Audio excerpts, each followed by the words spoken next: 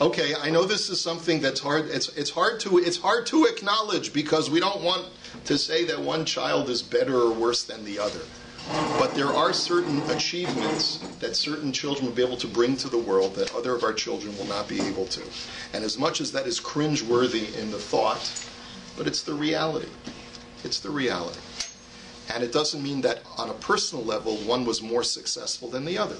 Just like it doesn't mean that the Indian, the guy who's the guy who runs with the, what do you call that? Rickshaw. The rickshaw. The guy who runs with the rickshaw in India his whole life for 30 years and has been breaking his back to give people a ride on his rickshaw is any less of a success on a personal scale based on what God's expectations of him were than Jonas Salk, who finds a cure for bacterial disease. But the point is that look at the impact that one has made on the world versus the other, and the contribution to humanity and the advancement of human civilization and the welfare of humanity that one has made versus the other. Yes? And the thing is, just because they achieved those accomplishments doesn't mean they succeeded in other areas of life. Absolutely. Albert Einstein affected the whole world, but he had a terrible personal life. That's right. Sometimes people aren't meant to live for themselves. They're meant to exist for others. That's a good point as well. Okay, so you see that even though we say that the Jewish people, so I think it's appropriate to say that just like we all have difficulty with admitting that, or we have to qualify very carefully when we talk about one child being more prone to achievement or success than the other child. We also have to acknowledge that when we talk about the Jewish people being the chosen people, think about all of humanity as Hashem's children. Just like Hashem's not going to play favorites necessarily with one child over the other, but he does realize he had created the Jewish people with certain resources and faculties on a spiritual plane that surpass the rest of humanity. That's Rabbi Yehuda Halevi's thesis. He created Eretz Yisrael that has certain spiritual capacities that surpass any other geographic location on the planet, just like Shabbos has certain spiritual faculties that far surpass any other day of the week.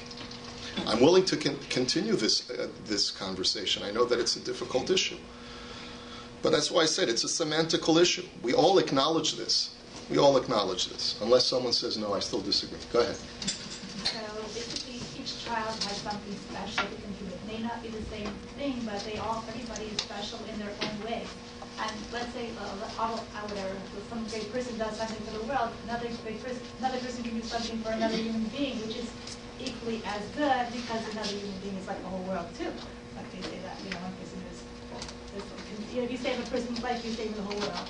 So you have to really, see that.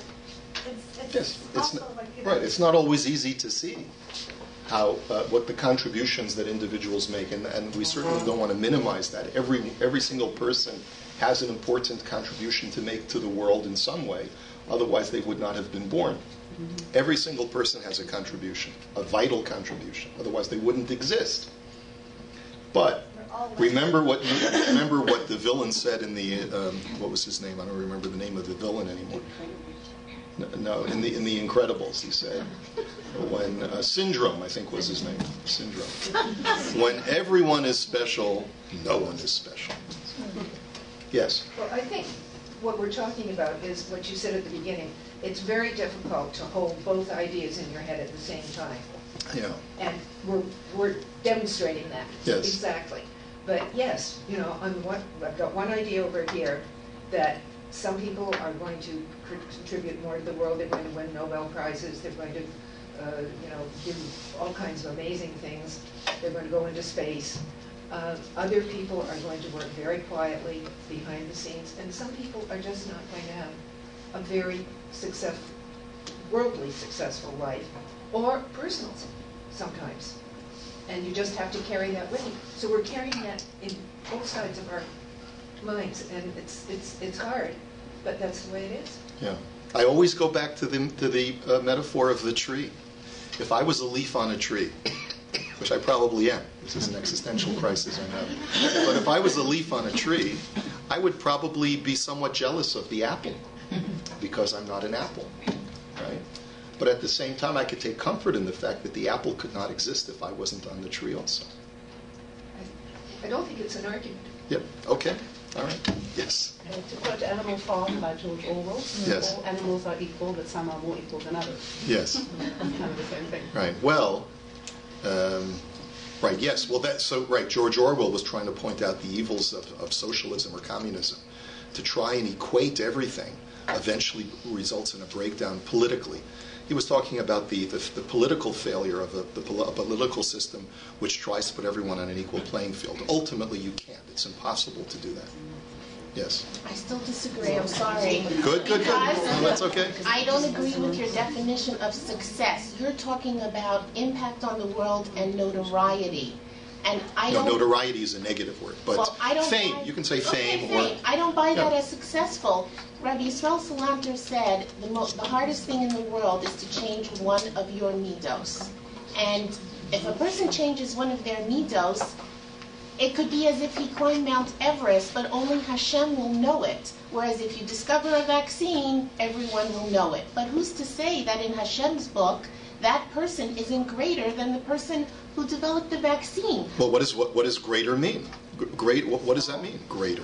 He's greater in the sense that he conquered his own personal demons more than the other person who developed the vaccine. Well, isn't that our whole point here? No, because what we're saying is that there are destinies that each and every one of us has to impact the entire world.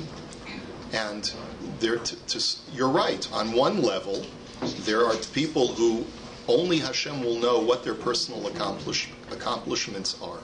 And those should not be minimized, because everyone has their own challenges that only are gaugeable between themselves and HaKadosh Baruch Hu. But in the way that we gauge and people's ambitions for being able to make a difference in life, no one wants to be the person who no one remembers, who no one shows up for that person's levaya. No one wants to be that person. Trust me, no one wants to be that person. So it's one thing to say, I am satisfied with my personal accomplishments because, I had certain struggles that I had in life and I was able to overcome them.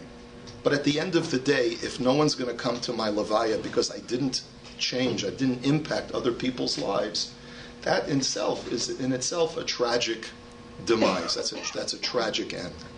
And I think we have to acknowledge that objectively, that the more people we're able to affect in life, the more impact that we're able to have on our environment, to be able to make the world a little bit of a better place than it was before we came into the world, is in itself a sign of satisfaction, is in itself a sign of success, right? Not just between myself and the Ribono Shel Olam, but also to feel that I've accomplished something that goes well, that transcends only myself.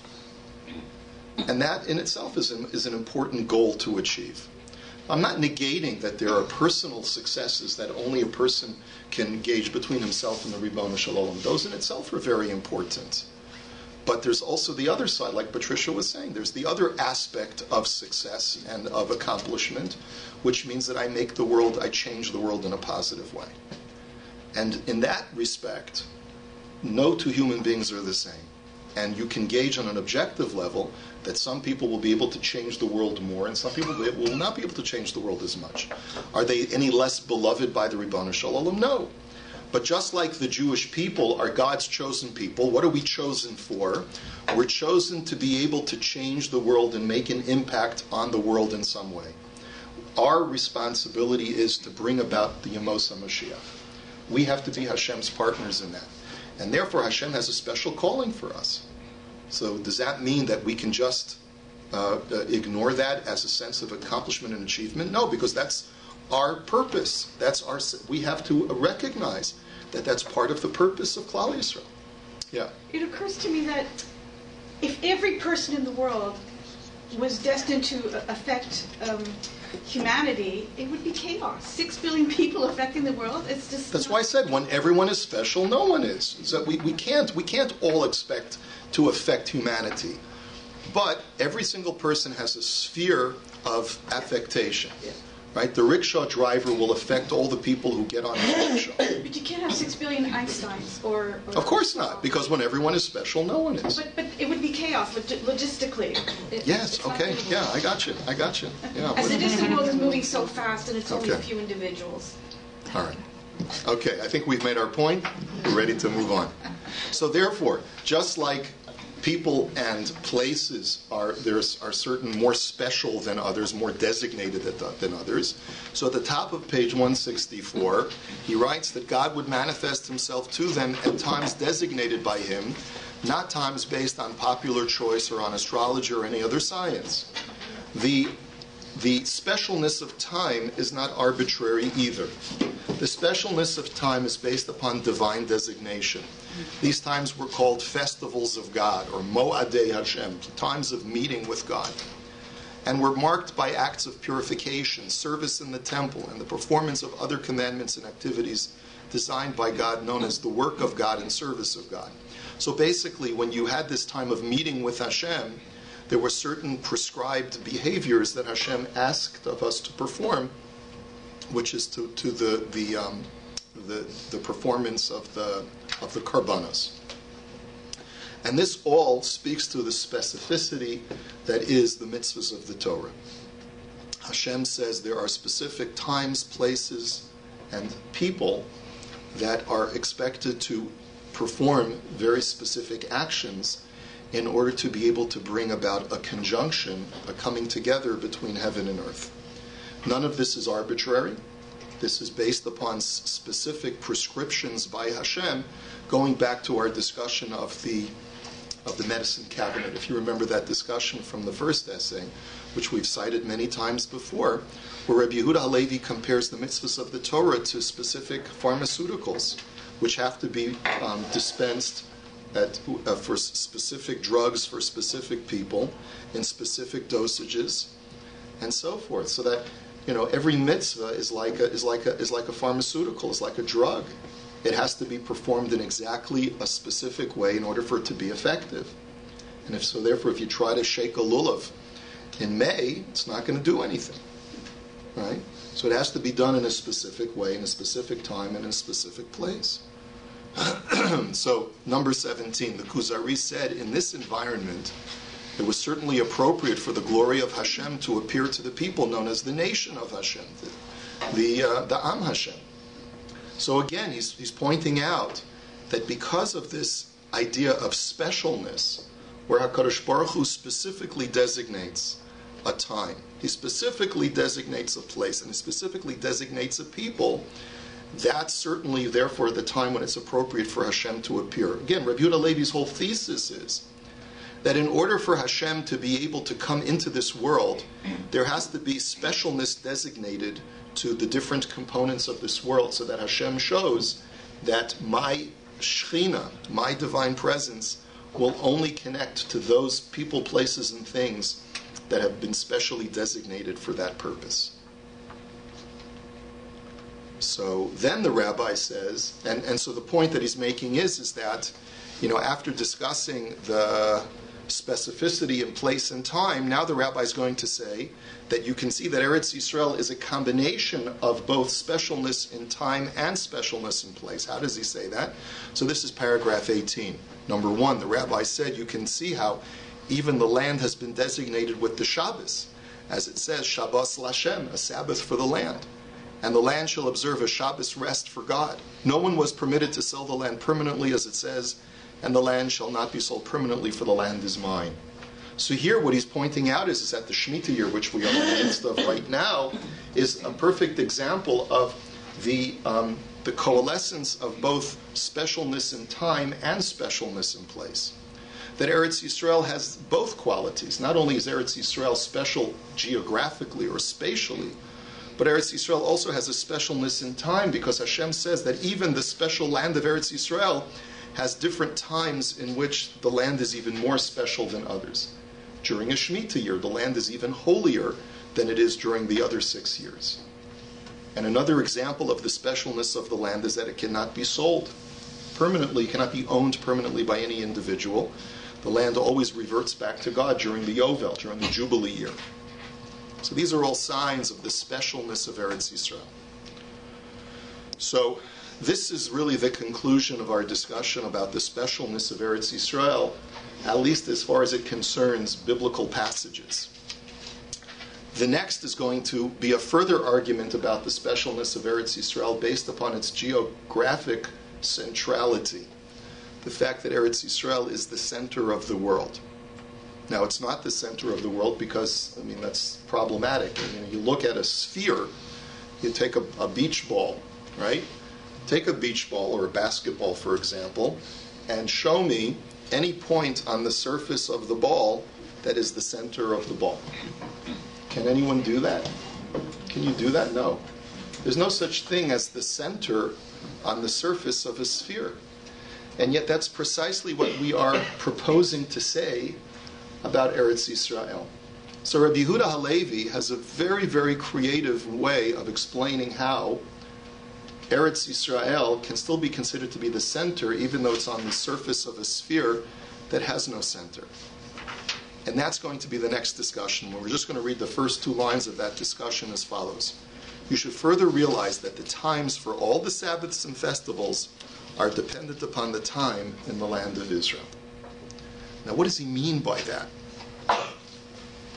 As you're going to see, he's going to tell us that the criterion for what determines the new day, and ultimately what determines when Shabbos comes in, is what time it is on Shabbos. Which doesn't seem to make any sense, because Shabbos is not the international date line. And the next question I have for you is, what is the international date line? And what is its role in determining when the day starts in Jewish law? So that's going to be a topic that we're going to try and undertake next time. And we're going to do most of our discussion outside the text because it gets a little bit complicated. I shouldn't say a little bit, it gets very, very complicated. When we go inside the text, we're going to skip about... we're going to skip about 10 pages of the Kuzari inside. This will be the only time in the immediate future that we're going to be skipping pages. We're going to skip about 10 pages in the Kuzari, and we'll discuss it outside next time. We may take 1 or 2 weeks to be able to go over the material that is discussed in these texts, and hopefully we'll be able to get through it without giving you too much of a headache.